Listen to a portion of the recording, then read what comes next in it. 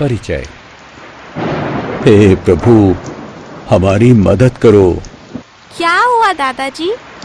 आप इतने उदास क्यों लग रहे हो? अरे बच्चों, पृथ्वी पर तूफान और चक्रवात बराबर आते रहते हैं और चारों तरफ तबाही मचाते हैं। अच्छा, मुझे बताओ, क्या तुम चक्रवात के बारे में जानते हो? नहीं दादाजी, ये क्या होता है? चक्रवात असल में तूफान होते हैं जो तेज बहती हवाओं के कारण सागर में उत्पन्न होते हैं। दादाजी, क्या वे हमारे जीवन के लिए बहुत खतरनाक होते हैं? हाँ बच्चों, अक्टूबर 1999 में उड़ीसा में 2 बार चक्रवात आए थे, जिनमें हवा की गति 200 और 260 किलोमीटर प्रति घंटा थी। बहुत से लोग मारे गए और बहुत से बेघर हो गए थे। खेती, यातायात, संचार और बिजली की आपूर्ति बुरी तरह से प्रभावित हो गई थी। दादाजी, मेरी समझ से हमें इसकी और जानकारी लेनी चाहिए। तुम ठीक कहती हो राधिका, मैं भी इसके बारे में जानने को उत्सुक हूँ। तो आओ बच्चों, अपने इस पाठ के अंदर हम तूफान और चक्रवात की विस्तार से चर्चा करें। उद्देश्य। इस पाठ के अंत में आप निम्न करने में सक्षम हो जाएंगे: हवा को परिभाषित करना, वायुदाब की व्याख्या करना, हमारे दैनिक जीवन में वायुदाब के उपयोग को समझना, दुनिया भर में पवन के संचार को समझना, मॉनसूनी पवन, तड़ित झंझा यानी गरज के साथ बरसात, चक्रवात और बवंडर यानी टॉर्नेडो की व्याख्या करना, चक्रवातों और उन पर नियंत्रण के लिए सुरक्षा के उपायों पर चर्चा करना। पवन क्या है? अंकित एक पतंग उड़ाने की कोशिश कर रहा है, किंतु पतंग उड़ नहीं रही है। उसे क्या करना चाहिए? ये बहुत आसान है। उसे पवन की दिशा में पतंग उड़ानी चाहिए। बहती हवा पतंग को आसमान में चढ़ने में सहायता करती है। हम इस बहती हवा को ही पवन कहते हैं। अब प्रश्न उठता है कि पवन के बहने का कारण क्या है? तो सुनो, ये हमारे वायुमंडल में वायु के दाब में आने वाले अंतरों के कारण बहती है।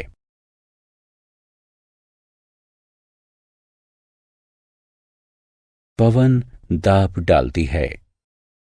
आपने कभी सोचा है हमारे फेफड़े सांस कैसे खींचते हैं?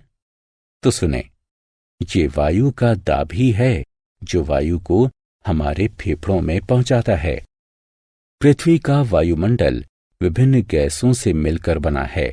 ये गैसें पृथ्वी की सतह पर दबाव डालती हैं। इस दाब को ही हम वायु दाब कहते हैं। पृथ्वी का वायुमंडल 80 किलोमीटर तक गहरा है। हम जैसे जैसे ऊपर की ओर उठते जाते हैं, वायुदाब कम होता जाता है। वायु हमारे शरीर पर भी दाब डालती है। क्रियाकलाप। आइए, यह सिद्ध करने के लिए वायु दाब डालती है, हम एक क्रियाकलाप करें।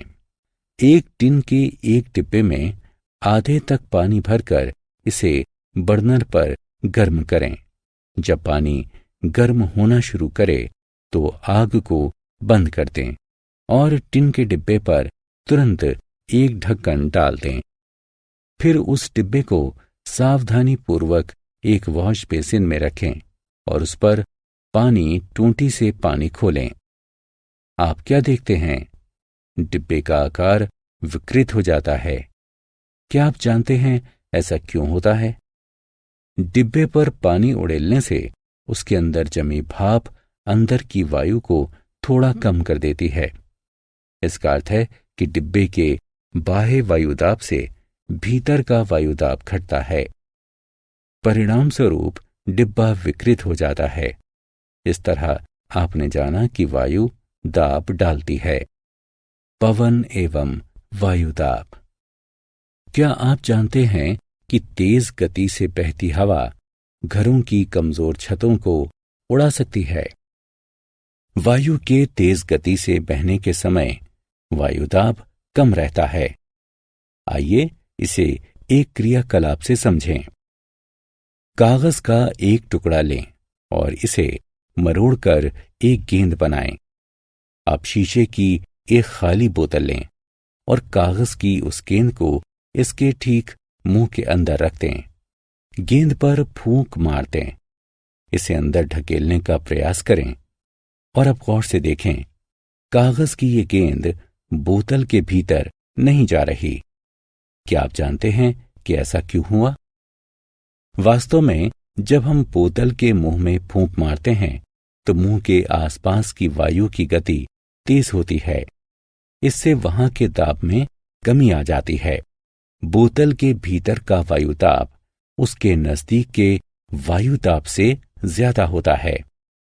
जब हम गेंद को भीतर ले जाने के लिए उस पर फूंक मारते हैं तो बोतल के भीतर की वायु गेंद को बाहर धकेलती है। इस तरह बच्चों, हमने जाना कि वायु के तेज गति से बहने के समय वायुदाब कम रहता है। गर्म होने पर वायु फैलती है। क्या आप बता सकते हैं कि धुआं हमेशा ऊपर ही क्यों उठता है? आइए एक साधारण क्रियाकलाप से इसका उत्तर जानें। लकड़ी की एक छड़ी लें और इसके बीच में एक धागा बांधें। फिर कागज के समान आकार के 2 थैले लें और उन्हें लकड़ी की छड़ों के दोनों सिरों पर उल्टा लटकाएं। छड़ी को एक धागे से पकड़ें और एक थैले के नीचे एक मोमबत्ती जलाएं। हम देखते हैं कि दोनों थैलों का संतुलन गड़बड़ा जाता है। ऐसा इसलिए होता है क्योंकि गर्म वायु ऊपर की ओर उठती है। ये मोमबत्ती के ऊपर थैले को ढकेलती है। इस तरह हम पाते हैं कि गर्म होने पर वायु दूर तक फैलती है और अंततः हल्की हो जाती है। इसलिए गर्म वायु ठंडी वायु से हल्की होती है। तो बच्चों, यही कारण है कि धुआं हमेशा ऊपर की ओर उठता है।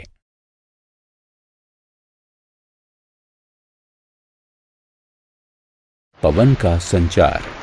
मेरे मन में एक सवाल है दादाजी, क्या मैं पूछ सकती हूँ? हाँ राधिका, बिल्कुल। पृथ्वी पर हवा कैसे चलती है?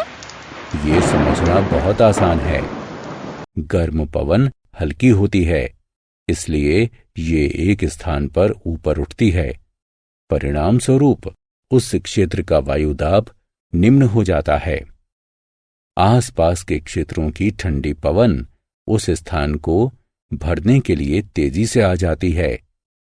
सूर्य से निकलने वाली ऊर्जा पृथ्वी की सतह को गर्म करती है। भूमध्य रेखा वो क्षेत्र है जहां ध्रुवीय क्षेत्रों की तुलना में सूर्य के प्रकाश की अधिकतम गर्मी पड़ती है। इन क्षेत्रों में पवन गर्म रहती है। गर्म पवन ऊपर उठती है और ध्रुवीय क्षेत्रों से आने वाली हवा खाली क्षेत्र में प्रवेश कर उसे भर देती है। इस तरह ध्रुवों से गर्म देशांतरों तक वायु का संचार होता है।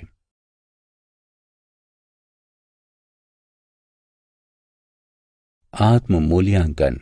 आइए जानें कि आपने अब तक कितना सीखा। सही विकल्प को उठाकर उसके उपयुक्त स्थान पर रखें। मानसूनी पवन। हम सभी को मानसून ऋतु के दौरान लंबी गर्मी से राहत मिलती है।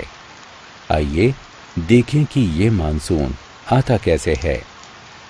गर्मी के मौसम के दौरान भूमध्य रेखा के करीब पृथ्वी तीव्रता से गर्म हो उठती है। सागरों में जल के तापक्रम की तुलना में पृथ्वी का तापक्रम ज्यादा होता है। गर्म पृथ्वी अपने ऊपर की वायु को गर्म कर देती है। परिणाम स्वरूप हल्की होने के कारण गर्म पवन ऊपर उठती और फैल जाती है। गर्म पृथ्वी अपने ऊपर की पवन को गर्म करती है। परिणाम स्वरूप हल्की होने के कारण गर्म पवन ऊपर उठती है और फैल जाती है। इसके फलस्वरूप पवन सागर से भूमि की ओर बहती है। इन हवाओं को हम मानसूनी हवा कहते हैं। मानसूनी पवन अपने साथ पानी लाती है, जिससे वर्षा होती है।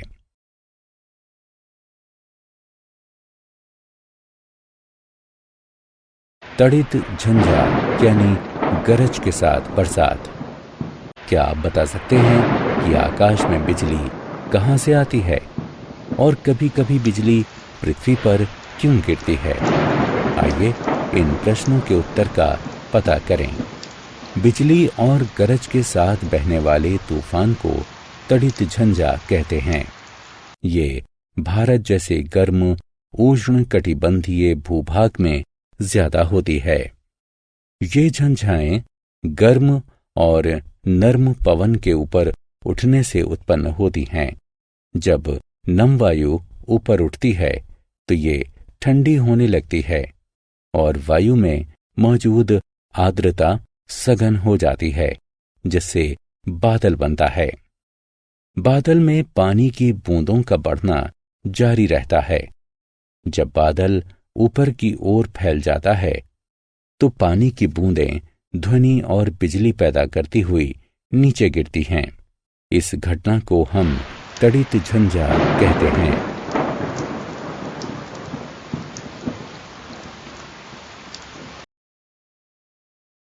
चक्रवात। आपने चक्रवात के बारे में अवश्य सुना होगा। चक्रवात किसी निम्न वायुदाब के केंद्रीय क्षेत्र में तेजी से बहने वाली चक्कर काटती वायु के कारण उत्पन्न होने वाले घूमते हुए विशाल तूफान होते हैं। हम जानते हैं कि तड़ित झंझावात कैसे उत्पन्न होते हैं। अब आइए देखें कि ये चक्रवात कैसे बन जाता है। चक्रवात गर्म सागरों के ऊपर बनते हैं। गर्म सागर भी अपने ऊपर की वायु को गर्म करता है। जब नम वायु उठती है तो ये ठंडी हो जाती है और बादल का निर्माण करती है।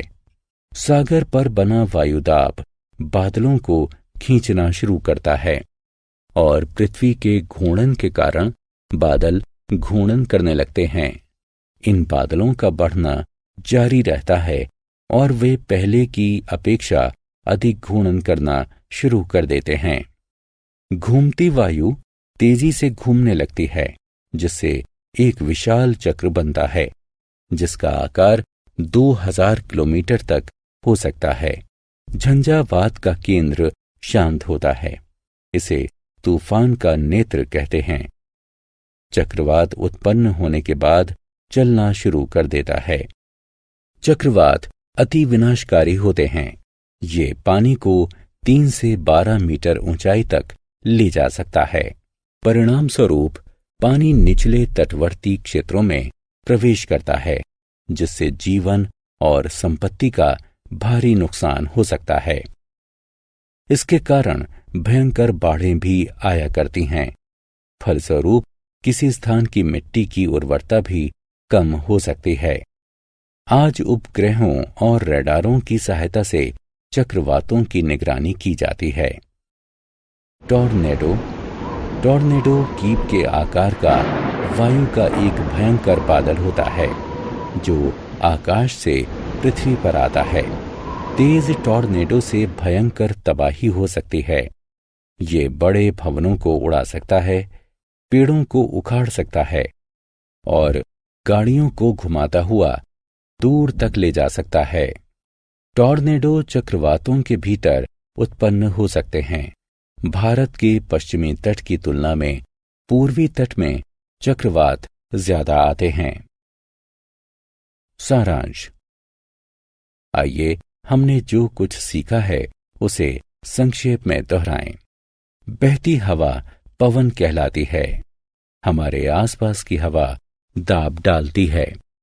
हवा के द्वारा डाला गया दाब वायु दाब कहलाता है। गर्म होने पर हवा फैलती है और ठंडी होने पर सिकुड़ती है। गर्म हवा ठंडी हवा से हल्की होती है। गर्म हवा जब ऊपर उठती है तो उस स्थान का वायु दाब घटता है और ठंडी हवा उस स्थान पर चली जाती है। पृथ्वी पर विषम तापन के कारण वायु का संचार होता है। मॉनसूनी हवाएं सागर से भूमि की ओर बहती हैं। ये हवाएं सागर से अपने साथ पानी लाती हैं, जिससे वर्षा होती है। बिजली और गरज वाला तूफान तड़ित झंझावात कहलाता है। चक्रवात घूर्णन करने वाले विशाल तूफान होते हैं, जो तेज बहती हवा और वायु दाब में अंतर के कारण आते हैं।